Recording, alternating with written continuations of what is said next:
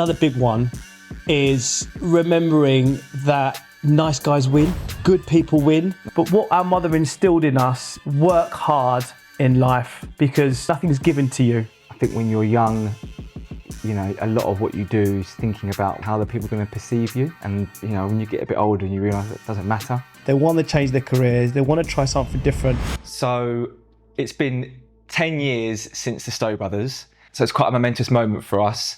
And so we wanted to have a podcast, just me and Andrew, where we talk about our experiences, what we've learned for the benefit of anyone that was in our position when we were young, budding entrepreneurs, young estate agents who wanted to take the next level, wanting to do something for themselves. So I think if we had that opportunity to see someone do it, go through it, the highs and the lows, I think we would have found things a little bit easier, wouldn't we? In our head, we're still practicing, aren't we? We're still in the frame of mind that we're new to this and we're trying to put ourselves into uncomfortable situations. And I think today is about a review of how the year's gone. And we've opened it up to our staff some questions. They wanted to ask us some questions. So we've got a list of questions today that people are going to ask us. You know, we don't know what they are. So, you know, we've not planned this at all. This is not scripted in any way at all. This is off the cuff.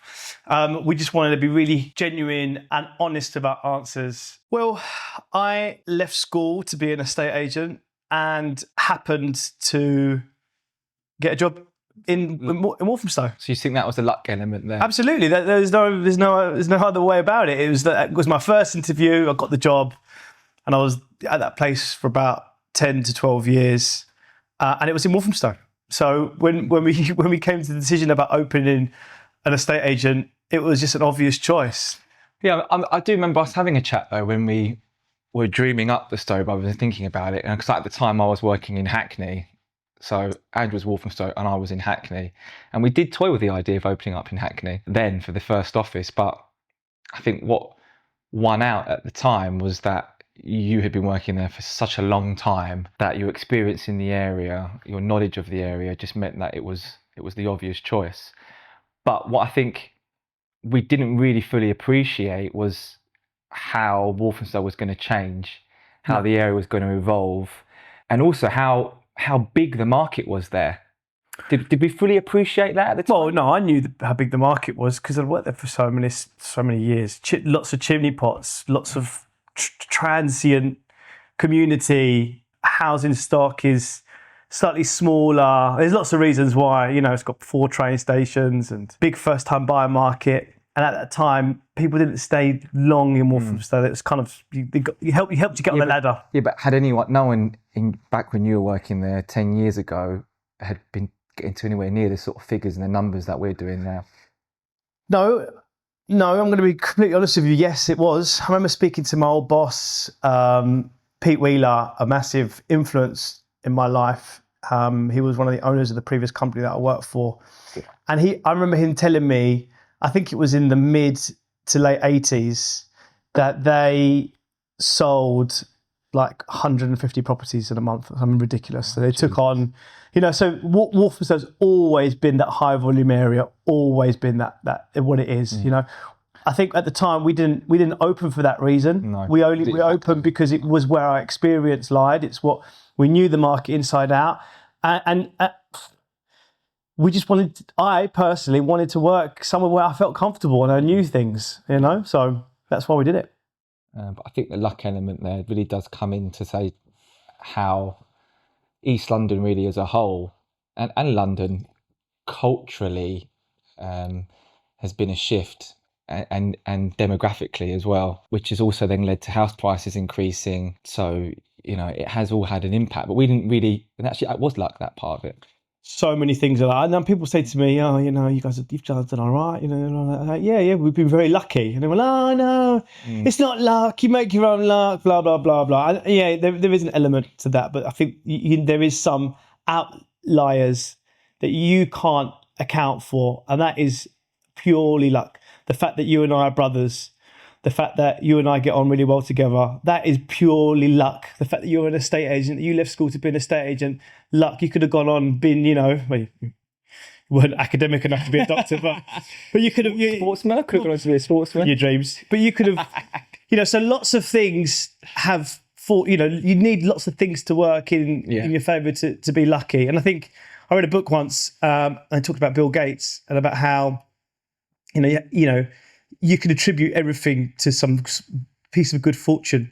And Bill Gates was a young man that the local school to him happened to be a school that had one of the first computers in the whole of the United States. And he fell in love with it, and he locked himself away in that room, that server room. I think it was, a room. I can't even imagine what that computer would look like. It was probably massive, size of a house. But that happened to be, and he got practice. He was able to lock himself away in that room with that computer and practice. I think he from 15.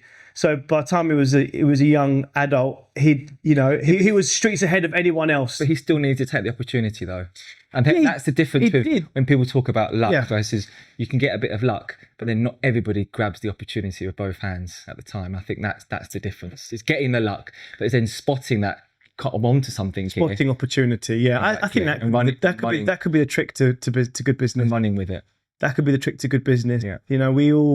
Some people, I never get lucky, and I bet you do. You do have opportunities. It just passes you by. It's just whether you have an understanding and you're able to take advantage of it. I think that's the difference between success and not success.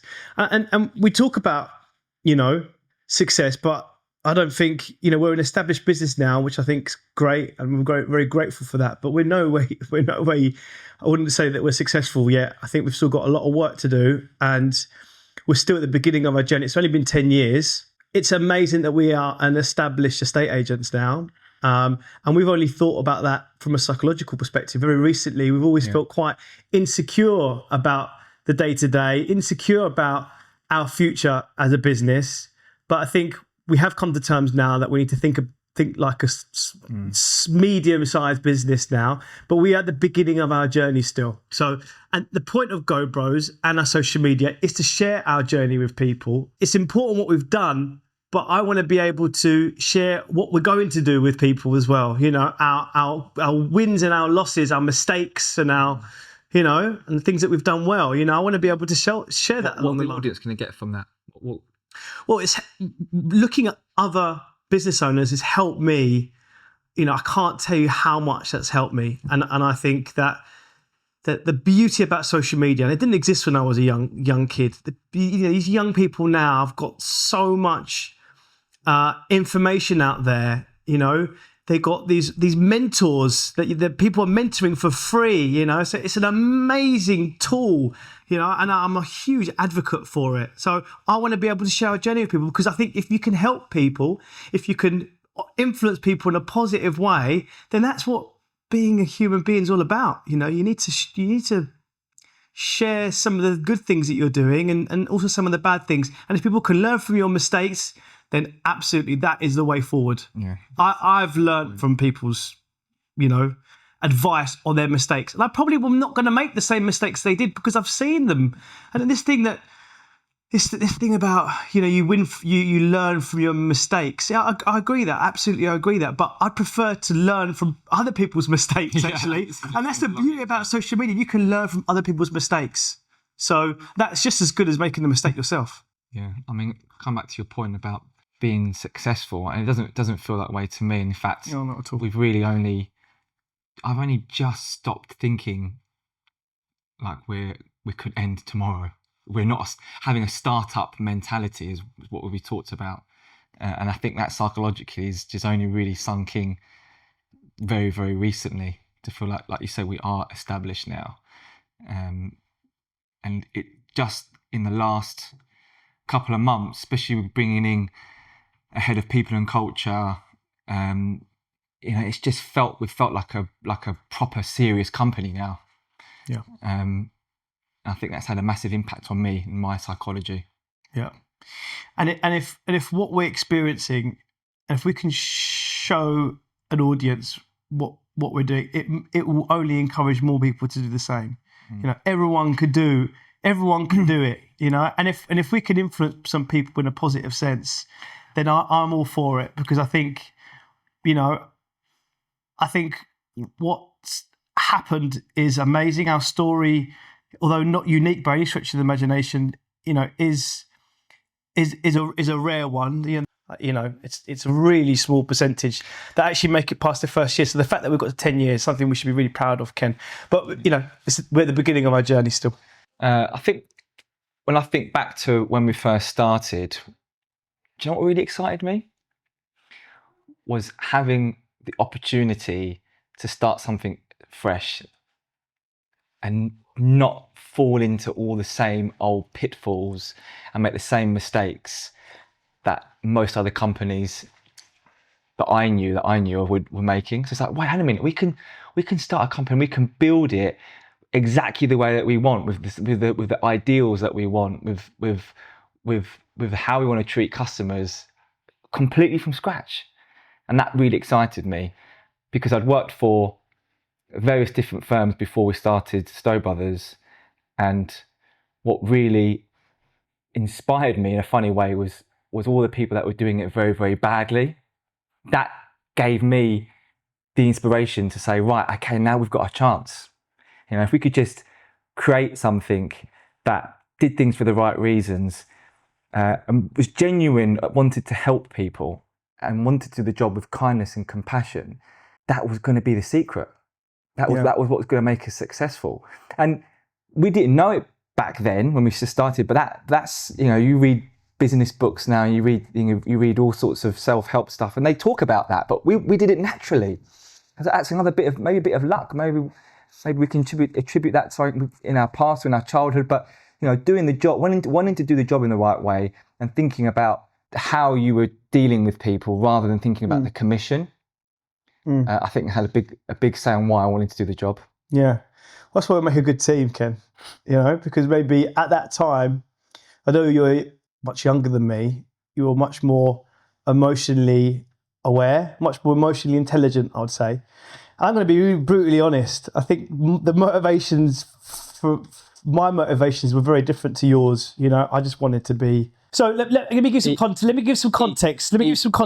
Ego. Over the last 10 years, we've both gone on a journey of trying to, understand ego, what ego is, and I think me personally, I wanted to become a better human being. My kids, having children, motivated me to try and be a better person, and I've gone down this little journey of understanding what the ego is and being aware of it, and it's really helped me become a better person over the last 10 years. But when we started Stow Brothers, I just wanted to be successful. I wanted to smash it. I wanted to beat all my competition. I was very much in that frame of mind. It was a very much of a me frame of mind.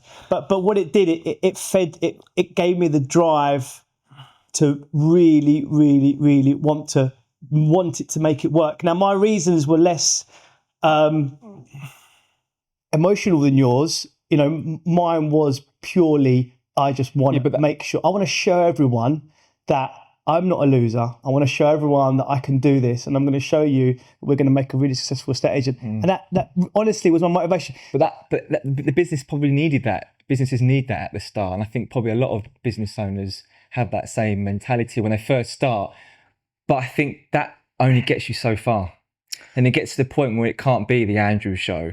You have to believe in something.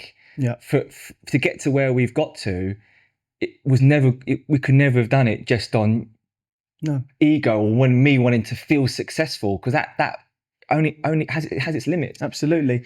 And that's why the journey we've been on and why we are today is because of growth, because we've both grown as human beings as well, and we're continuing to grow and trying to be the best versions of ourselves, and that's having a positive impact on the company.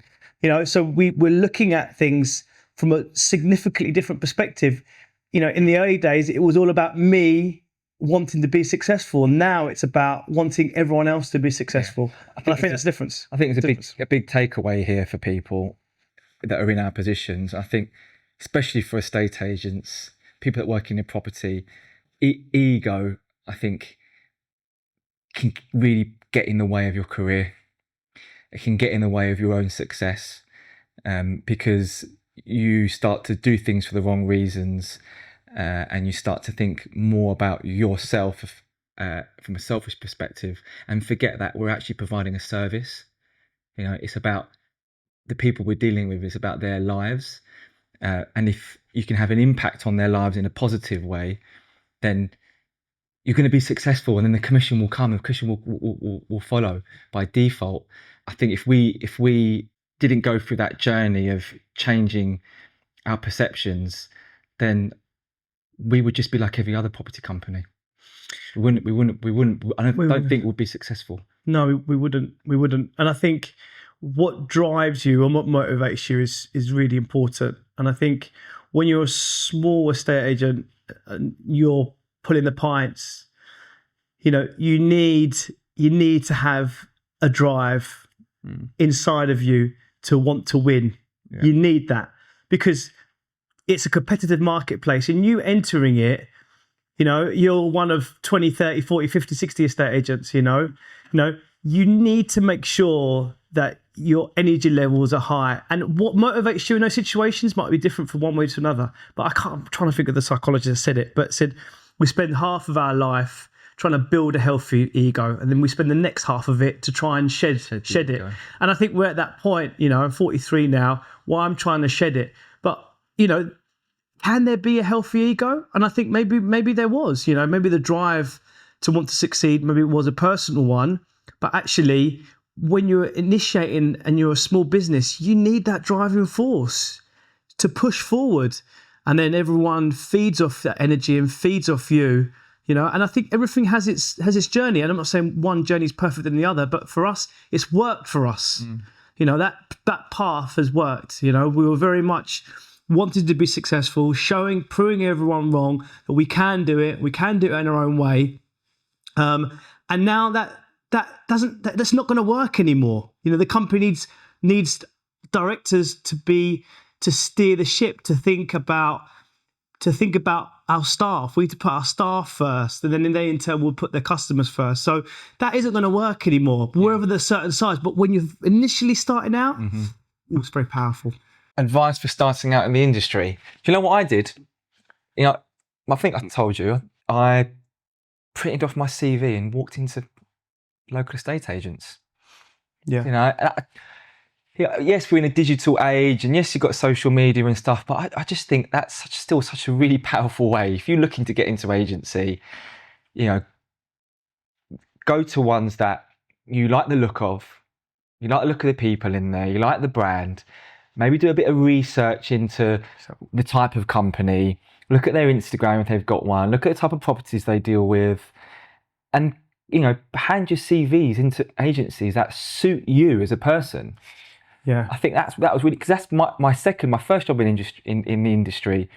I didn't really spend much time. I just listened to a recruitment person, and I ended up at somewhere that I probably shouldn't have, it was really sharky. There was all sorts of games going on, tricks. Yeah, but people used to hire each other. You learned. I did learn something from that, of course, and that was been important for my journey. But people were hiding my applicant cards because we had two computers. Builds character. We had two computers. Yeah. But even got to the point where I'd have to change the last number on someone's phone number to a different number so that nobody would take your applicant and then you take their number, take their details down to then use. So it was like, it was crazy. Quite often, also time squaring having fun. It's also the generation though. Back then, that's what most. I would say 95%. And the business owners encouraged it. Yeah, of course they did. Business owners liked it. So yeah, you're right. So had I not had that experience, I probably wouldn't have been the estate agent that I ended up being. So it was positive. But then after that, I was like, well, I'm not doing that. I'm not leaving it to the hands of a recruitment person. I'm going to do this myself. So I printed off my CV, did some research into what agencies and what areas as well. I wanted to work in Hackney, close to where we lived, close to where we were from. It was East London. It was happening. It was where I was spending some time socially. So yeah, I went to the estate agencies that I liked in Hackney, and I handed my CV in. Yeah. And then I called, handed my CV, and then I'd get back home later on that day, and then I would call to make sure that the right person got the CV. And then I even called up one of the agents. They answered the phone. I was like, look, who does the hiring and firing in the company? Who's the person who does all the interviews? And they gave me that person's name, and I said, look, can you give me their email address? Yeah, do me a favour. wouldn't do it. You just use LinkedIn now. The best advice I can give, if you want to start out in the career, is do exactly what you said, Ken. Highlight the companies that are going to think you're going to be the best fit for you in the areas that you want to work in, and then you email those individuals directly, whether it be their human resources, whether it be people and culture, loan, careers at Stow Brothers, careers email. You email or you message the people directly. How many messages you get on LinkedIn though? But the ones that are ones that are not phishing emails, or they're not, generic, message all. They're the ones that you're going to get noticed. It might not be the business owners. It might be the people next down the ladder. It might be the branch managers or your head of people culture loan in this instance, or one of the admin people. Email, and they'll take more notice of those messages. The people a bit further down the ladder. I think it's an and situation. I don't think you need to go in, because you go into an office now. You're not guaranteed to speak to the person you need to speak to. Don't forget LinkedIn, man. Don't forget the people with LinkedIn, man. Didn't Phoebe and people they walked into South Woodford office. So we've directly hired. They did. Quite a significant number of people. Yeah, they did. So they've come into the office and handed the CVs in. They did. So I think you do make a good point, Andrew. But I think it's and. I think you do both. Yeah, maybe, because some people don't get back to you on LinkedIn. I think it's a great place. You use it. I wouldn't do one. I wouldn't do one or the other. I bet your careers person would get back to people. I'd do both. And I'm really surprised that what makes a good estate agent? The little more people don't message us on LinkedIn for jobs. I'm really surprised. It's free. Just hi, I love a cover letter, a really good cover letter, or even an email. That really they thought about the company. They've done a bit of research on it. They might have highlighted a few key moments in our journey. Video. I mean, for me personally, a bit OTT, but definitely a good cover letter, and someone messaged us directly. What do you think makes a good estate agent? What makes a good Stow Brothers estate agent or an estate agent? A good estate agent. I think there's a difference. Because at Stow Brothers we are trying to be the antithesis of stereotypical estate agents, and I think it doesn't make you a bad estate agent. This isn't the right culture for you. Stow Brothers is a specific culture, so we want to ensure that our staff are representing us in the correct way, and that's people that are approachable, kind, assertive, honest, trustworthy. These are all attributes that we're looking for. Now, you may be someone that's like a young Andrew Goad, really, really good at selling, a great estate agent, that needs to be on personal, individual commission. You might not get on very well in our culture. That might not be the culture, because we work in very team profit sharing. It's a team. We win and we lose together. You don't think there are universal attributes then? No, I don't think there is. And I think that there's people that work at Stow Brothers that will struggle in other environments. And there's people in, I would say, more traditional estate agency environments that would struggle at Stow Brothers.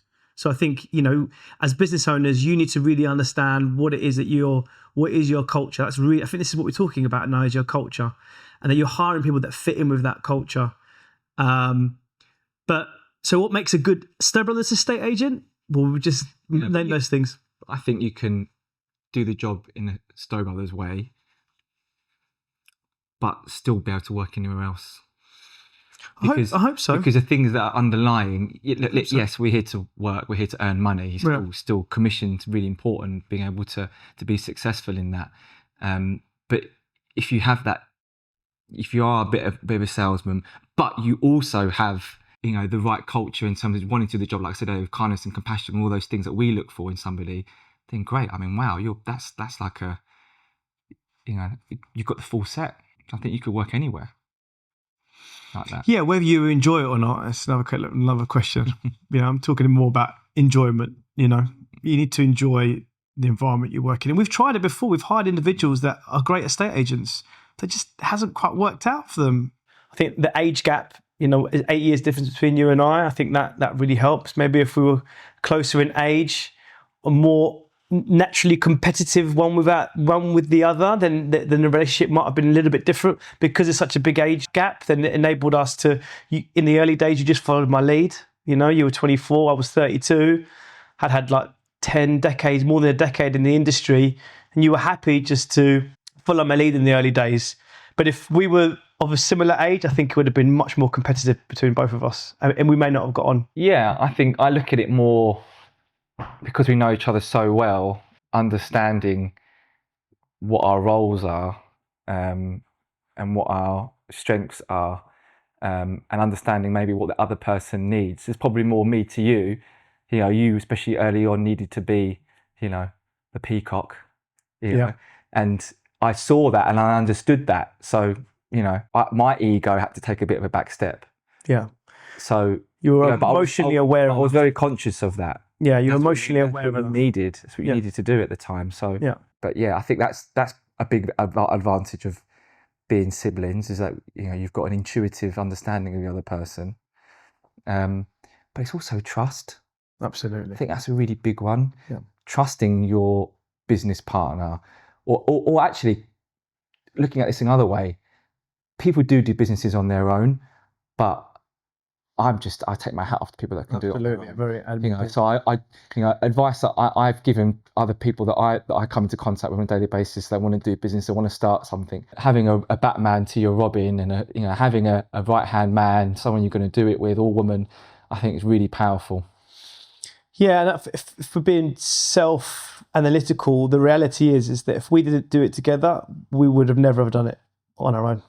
And people go, no, yes, you were, you should have. No, I don't think I would have. Because I didn't have the confidence in those early days to be able to make any sort of decision without you by my side, conferring, you know, and having you as a support there, both of us supporting each other in certain difficult situations. So, you know, doing on our own, I don't think it would have ever happened. I think we'd still be working for companies. Possibly eventually. Maybe. But you were 23, I was 32, two young men. Another advantage is, just being able to have holidays and, you know, not feel like we've got to be tied to the business the whole time. You know, being able to go away and, you know, just be able to go away and holiday and not feel like you've got to be here, you've got to be there. So I think that's a big advantage. Yeah, how do people being do able to do and being what's another for being specifically for siblings? You know, I think the fact that we can argue and it be okay. You know, it's not like, I can imagine arguing with someone who's not family, you know, because our family, we argue and then 10 minutes later it's okay, it's fine, you have it out. I think that's probably quite true of a lot of siblings, because there's sometimes conflict, you know, idea clashes. You want to do one thing, I will do another thing, and being able to work through that without there being really deep underlying issues, I think is really important for business. I agree. Because otherwise, over time, I can imagine you doing it with somebody else who you don't feel like you can just tell them to shut up. Would be really difficult. Yeah, I agree. Yeah, and it's luck. We just make a good team, and a lot of it just comes down to luck. Mm-hmm. Our personalities get on well with each other. And I think the age gap helps, but you know, I think we just got lucky. I think we hit the sibling lottery about. Yeah, and quite often now, what I find when we're in meetings and stuff, or we're with other people, is that, you know, there's like almost like symbiotic sometimes in our thinking and in our ideas, which I think is quite powerful. It's like we're being in a meeting, and then I'll think something, and then a minute later you've actually just said what I've just thought. Yeah. It's something I've never thought about, and maybe subconsciously being brothers and knowing that we're going to be in each other's lives for the rest of our lives. It makes the future more transparent. You know, we know we're going to be brothers for the rest of our lives. So you know that relationship's only going to continue, you know, so therefore the business relationship will also continue. And we never really looked at it as a business relationship, have we? But actually, if you are being, you know, analytical, the future path is clear. You know, I can imagine when you're working, what they're doing.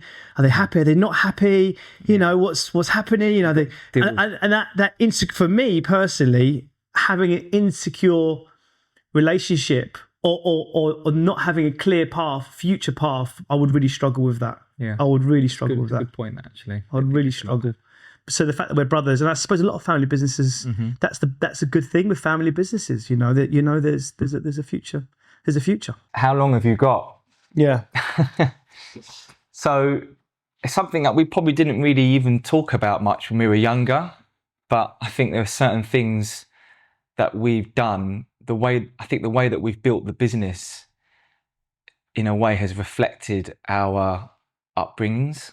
Being able to regularly go to a country like Colombia and see what it's like and see the difficulty that some people have there, I think has made me, and I think it's the same for you, really thankful, Grateful. and a really appreciative. Grateful. That just for the fact that we live in England, that we've got all these opportunities. Absolutely. Opportunity is a big one. That other people don't have.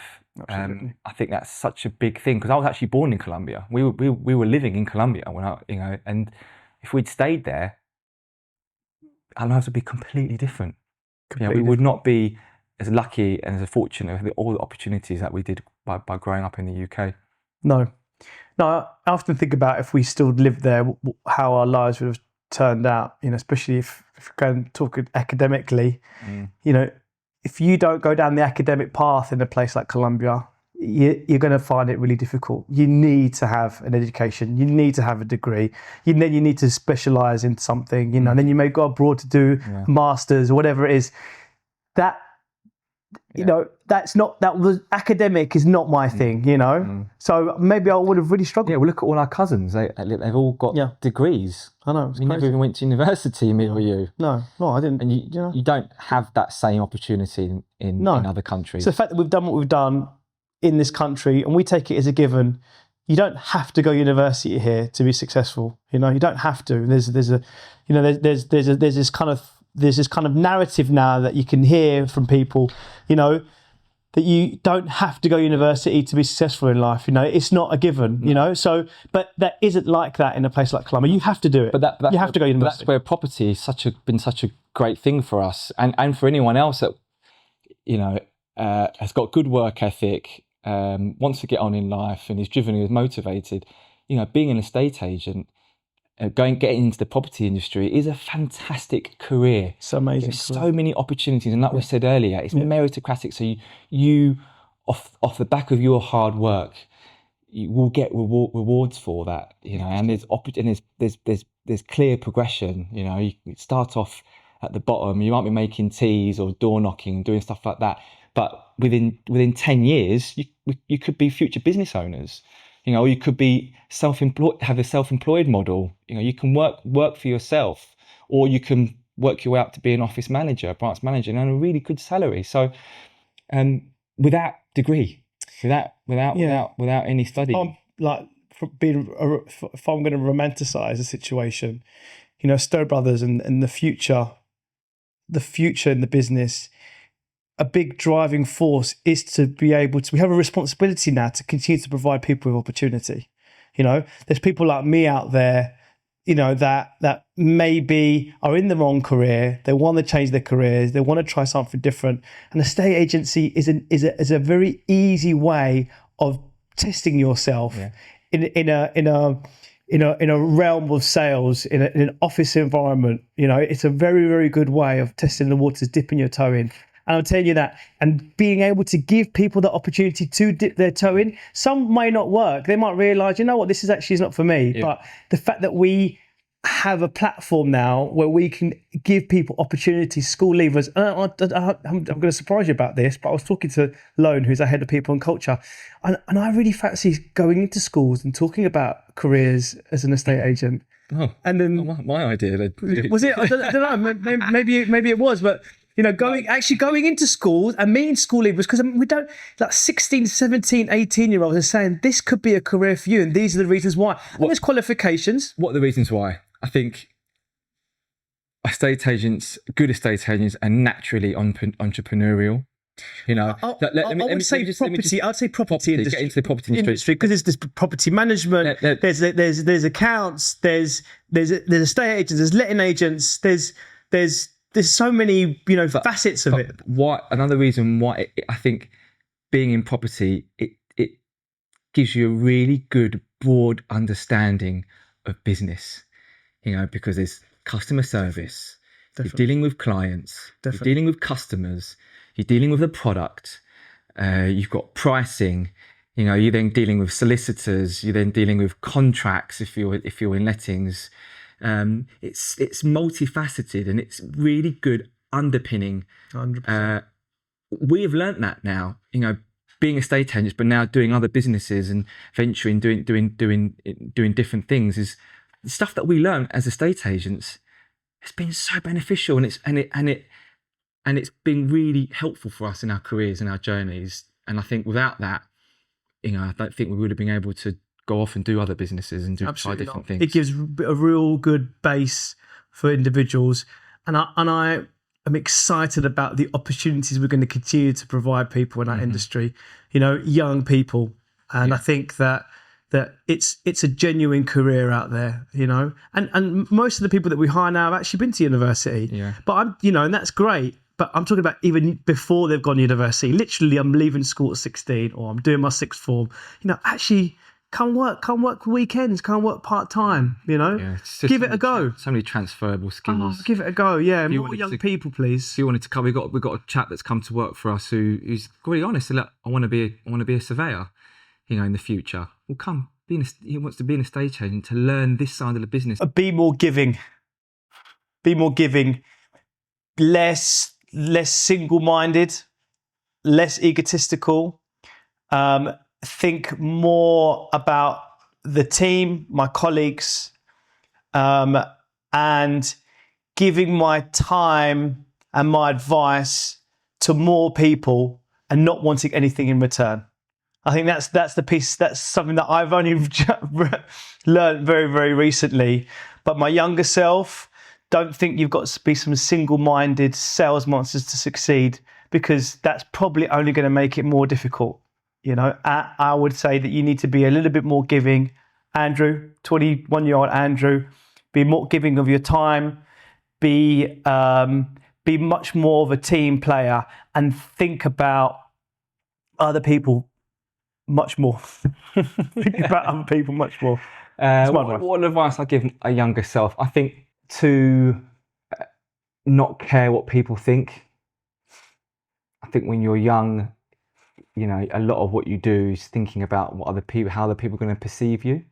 And, when you get a bit older and you realise that doesn't matter. And I think when you release that, like us doing this, for example, if I was trying to do this as a 22, 23-year-old, I don't think I would be able to. If your friends taking the piss out of you, making jokes, that holds people back. That holds people back from doing the things that they want to do.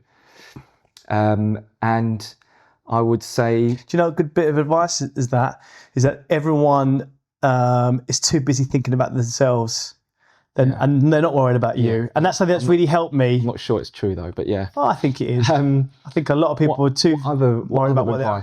I think also for me personally, something I did try, and I heard from a great salesperson is to be curious and be interested in people.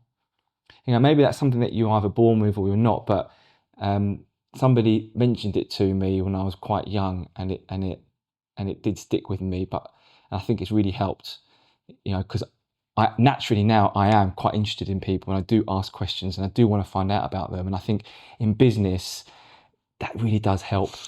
Another big one is remembering that nice guys win.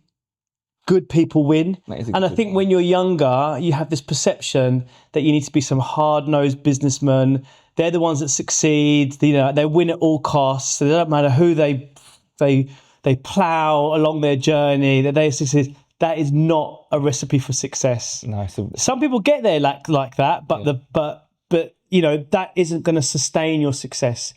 Being a good person, building strong relationships, having a good reputation, especially in our industry.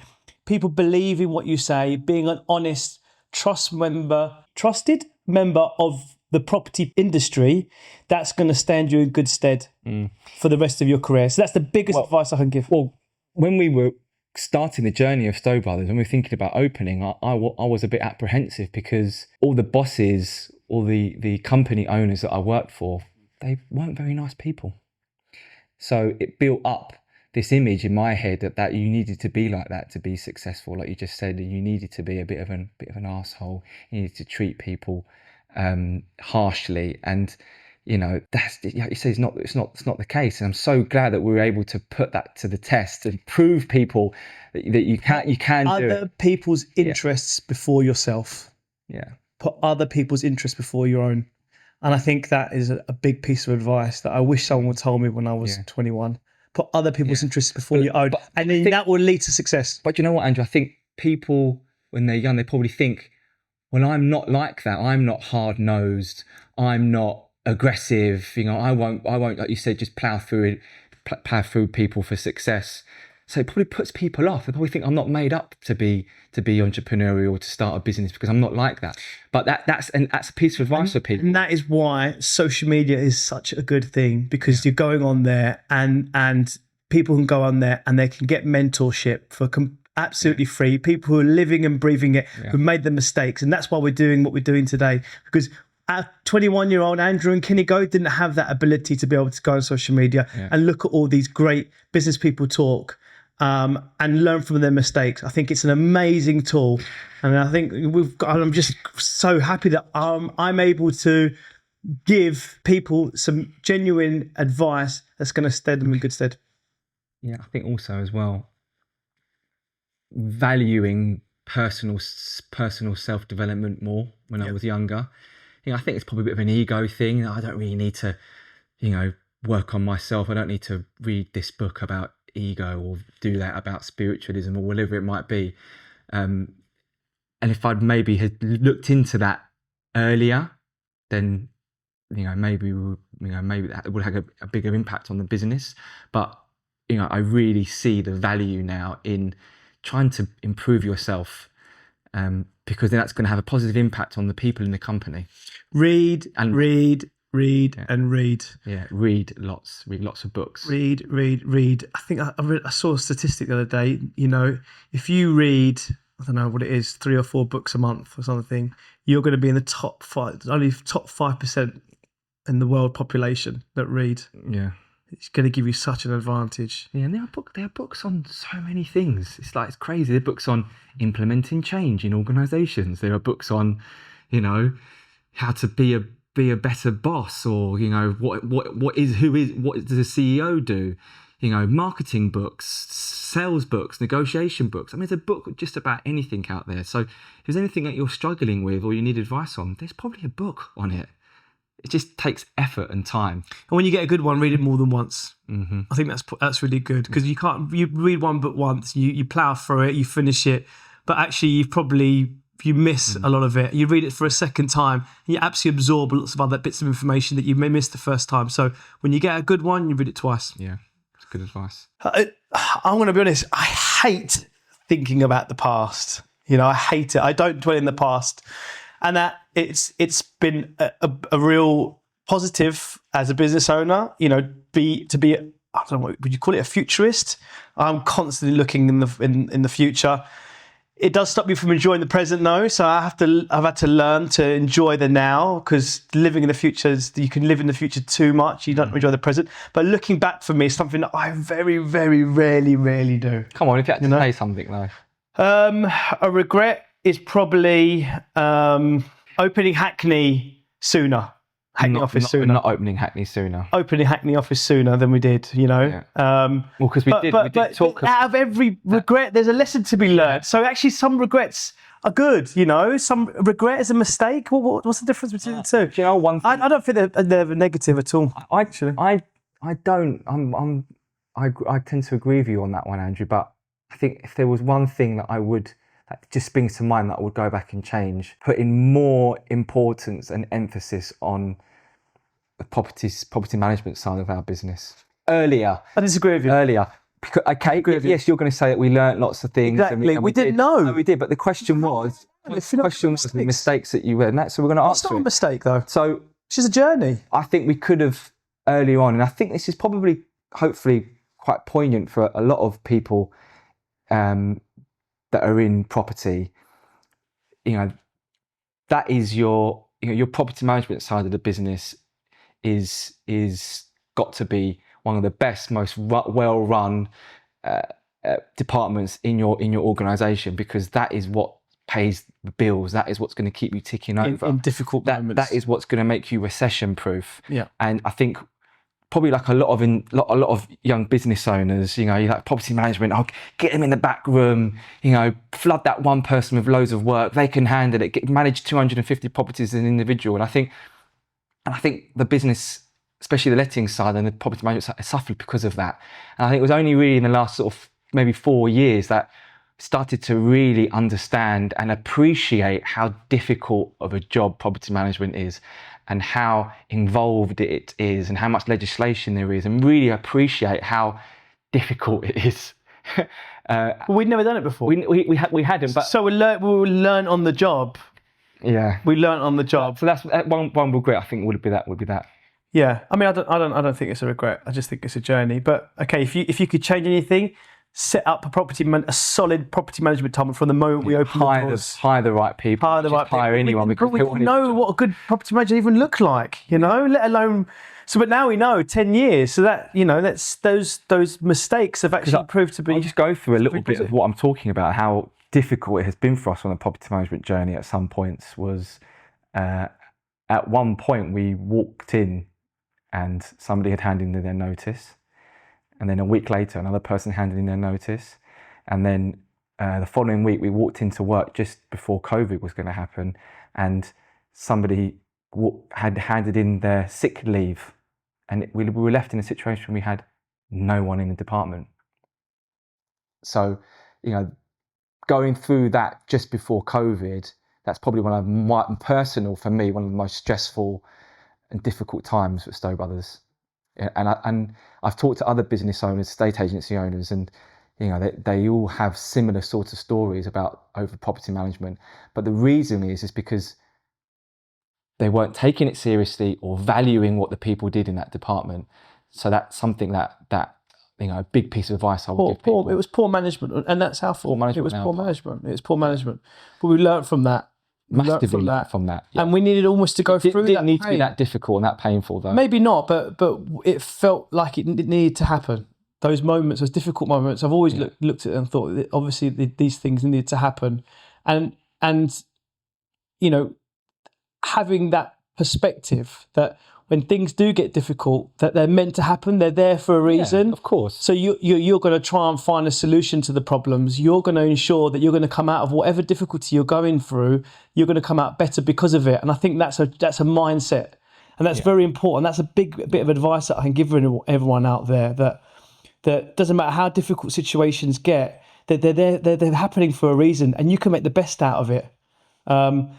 Now, a death of a family member or a child, those are difficult moments. I don't know how, but from a professional perspective, most moments are there, they're put in front of us and they're tests.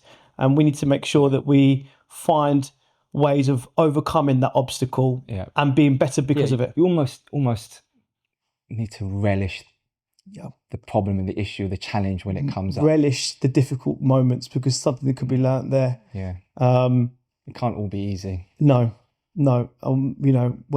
When stuff gets tough, that's some good things. Something good's going to happen. Something good's going to come out of it. We do say it to each other. We do quite often. We do. Can I answer this? Because I actually was thinking about this recently when we were talking where we might open up the next office, and Hackney for us has been massive. I think it's given us a lot of confidence. It has secured Andrew's dog.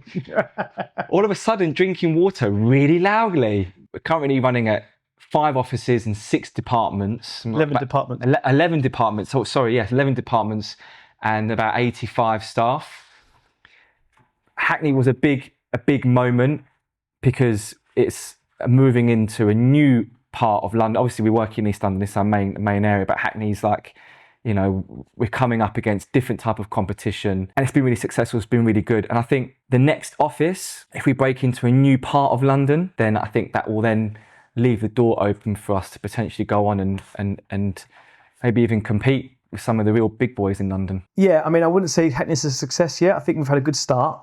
And it's been surprising, to say the least. because I thought it was going to be a lot more difficult than it has been. But the market's gone in our favour. People already knew about Stow Brothers in those areas.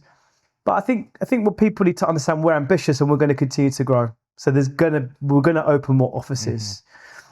But Why is that important though, Andrew? because it's important for growth. It's important to ensure that people that work with us understand that we're ambitious, because they want to work for a forward-thinking, growing company. And it's really important that we meet their expectations and we continue to deliver on that. Like we said before, there's people that are assistant managers that want to be managers. There's senior negs that want to be assistant managers. There's training negs that want to be, that all those promotions and pay rises and all the good things that comes with professional growth really only comes if we continue to grow the company. Obviously, having been bicultural, having a Colombian mother, I think has had a massive influence upon us. We touched upon it earlier about being grateful, having the opportunity of living in this country, growing up in this country, opening our estate agents in this country. Growing up where we did. Yeah. Growing up in East London. Yeah, no, it's amazing. That's so lucky. So very lucky. Fortunate. Very lucky. We've got family members and cousins that would love to be in opportunities that we have. And my wife's Colombian, and we often talk about, our children, and we're very lucky that we're able to bring our kids up in this country, and have live in the society that we live in. I love Colombia. Don't get me wrong. I love it. But growing up in Europe, in London, in East London, is a privilege and something that we are very grateful for. Yeah. But what our mother instilled in us is an understanding that you've got to work hard in life, because nothing's given to you. You need to work hard in life, and you need to work for yourself one day. I remember she saying that to us, always said that to us. She said, you got to be your own boss, one day, because that is going to enable us to be able to control your own time. Yeah, it's something that someone can't take away from you, being your own boss. And I think, from our dad, I think we learned work ethic. We learned he had 2 jobs. We learned that from him, and from our mothers, who definitely instilled that to be your own boss. To when you do something properly. And I think that's, I was trying to think about the things that she really instilled in me. And I can remember even from a younger age when, trying to help her do something in the kitchen, or try and do a job that she's asked me to do, a task which asked me to do, is like, you've got to do it properly, do it once. There's something else that's I've always been very grateful for is when you're bicultural, you've lived in 2 different places. It opens a part of a creativity within you that maybe you'd be missing if you're just from one place. You see a different perspective, you see a different world, and it makes you think about certain scenarios differently. And creativity is a big one, because you've seen different cultures and how they work, and it expands your horizons. And I think being grateful is a big one, but having that influence upon us culturally enables us to I think it improves your creativity, but secondly, I think it enables you to feel more comfortable and connect with lots of people from all different walks of life. East London is a very multicultural area, and I think we always found it very easy and comfortable dealing with people from different backgrounds, because we've experienced that as well. We understood and didn't judge. Exactly, and it made people feel comfortable. And being lucky that we weren't struggling. What do you think? Where's the industry headed? Where do we think it's going to end up? I think it's exciting. I think we've always been very open-minded and wanted to ensure Stow Brothers could pivot at any moment. And I think that's really important advice out there for anyone. And things change all the time. I remember I was an estate agent when there was no Rightmove. We didn't even have computers. We were just writing everything on cards and a viewing book, and so the advent of the internet, it changed. Technology changed. Could we be on the cusp of something else with AI? I think just using common sense and where the journey's taking us, it makes sense that it's going to have a massive impact on our industry. And where and how, I'm not too sure. I don't want to say too much because I'm not sure, but automation feels like it's coming, so you might have AI individuals that work for us might be in charge of several AI doing lots of the dog body works. And we saw an article about AI that it can make and receive 30 calls a second. Now the technology is still in its infancy, but if you can receive and make 30 calls a second, that's significantly more productive than the human being. But so those easy tasks, the easy tasks, AI is going to take over. It's going to replicate. The emotional aspect of the job, I don't think it's never going to take a state agent's job away. Put it that way. No. And I'd love to hear what people thought out there actually, But I don't think it's going to. It's quite emotional, the job that we do. The sales progression aspect of it, dealing with personalities, providing evaluation. It isn't just about getting the price right. It's also about connecting with the individual and figuring out what the needs and the wants are from that individual. I don't think AI is going to replicate that. No. But will it do the mundane tasks? Yes, I think absolutely. I think it will just make the individuals in the office more productive. I agree. And I mean, that can actually improve customer service and improve human connection. So in a funny sort of way, having their AI is going to improve human connection. I think that is where, if we can get that blend in the future, I think that's what's going to be powerful. All AI, I don't think it's going to work. Just the same way that all online didn't work, hasn't worked. So I think it's about blending the two and having the right balance. And I think that is really where that's what the future is going to hold for us, is about trying to get that balance right. And I'm excited about change. Change always means growth. For our industry and for humanity in general. So I'm definitely I'm an optimist. I am an eternal optimist, and I think that the change in technology, the way it's heading, I think it's going to be an amazing thing for our industry. And I think there's also hope. I hope that AI and blockchain and these things are going to really help speed up the conveyancing process, because it's just an absolute nightmare at the moment. Transactions are taking 5, 6, 7 months on average, and it's just too long. So hopefully the industry can come together and work out how can we use these new tools. We've already started to see the beginnings of it, aren't we? How can we work these new tools out in a way it's going to benefit everyone in the industry? Because I think the property industry has been letting vendors and buyers down. I think so as well. Been letting the conveyancing aspect, the whole process. Yeah, I agree. It's so non-user friendly. So it's antiquated. It's antiquated. I'm hoping that AI and blockchain and all these things are going to really help the industry. Yeah, I agree with you, and I think it's exciting what's coming. I think we should be exciting because it's going to make us better estate agents. I just want to say thank you for everyone for following Go Bros. It's been an amazing 9 months. My brother and I have put ourselves into uncomfortable situations, but our aims, our ambitions for the social media channels are to ensure that we're trying to help people be better estate agents, trying to give the little information experience that we have received so far. We wanted to share that with everyone, and I hope it's been beneficial for people. But we're going to continue to do it. We're only the beginning of this journey, but we're here, we're improving, and we're really excited about the next 12 months.